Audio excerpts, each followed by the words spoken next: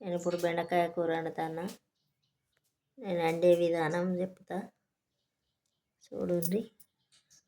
అరకిలో బెండకాయలు, ఒక ఉల్లిగడ్డ, 4 పచ్చిమిర్చి, ఒక 2 కరివేపాకులు. నూనె పొయ్యి మీద పెట్టుకున్న, ఒక పావున్నర నూనె పోసిందండి. ఇప్పుడు నూనె కాగింది, ఉల్లిగడ్డ వేస్తాను.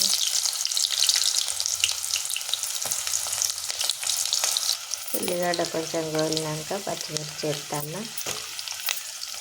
పచ్చిమిర్చి కూడా గోలిందండి. కరివేపాకులు వేస్తాను. ఉల్లిగడ్డ బ్రౌన్ కలర్ వచ్చింది.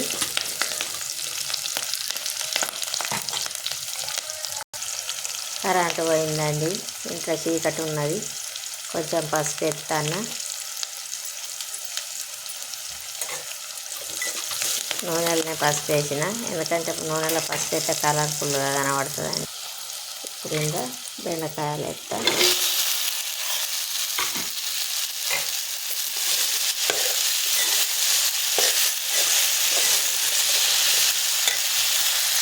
పెద్ద సైజు టమాటా ఒకటండి కోసి పెట్టుకున్నా. కొంచెం కారప్పొడి అండి. ఇప్పుడు టమాటా వేస్తానండి. నూనెలో ఫ్రై అయింది. బెండకాయ కూర మీద ఎప్పుడు కానీ మూత పెట్టి వండొద్దండి. ఎందుకంటే జిగురు బాగుంటుంది కదా, బాగా బంక ఉంటుంది. మనం మూత పెట్టకపోతే ఆ జిగురు అంతా ఆవిరైపోతుంది. చాలా బాగుంటుంది ఫ్రై చేసుకుంటే. ఇప్పుడు బెండకాయ కూర మంచిగా ఫ్రై అయిందండి. కొంచెం కొత్తిమీర వేస్తా.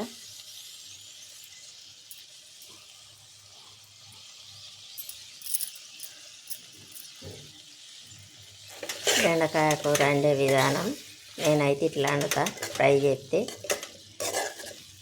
మళ్ళీ ఎప్పుడన్నా పులుసు చేసేటప్పుడు పులుసు పెడతా, బెండకాయ చారు. ఇప్పుడైతే ఇది ఫ్రై కూర అండి. బెండకాయ ఫ్రై ఇట్టనే చేస్తారా, ఇంకెట్లన్నా చేస్తారా? కామెంట్ బాక్స్లో కామెంట్ పెట్టండి. నా బెండకాయ కూర నచ్చితే షేర్ చేయండి, లైక్ చేయండి, సబ్స్క్రైబ్ చేయండి.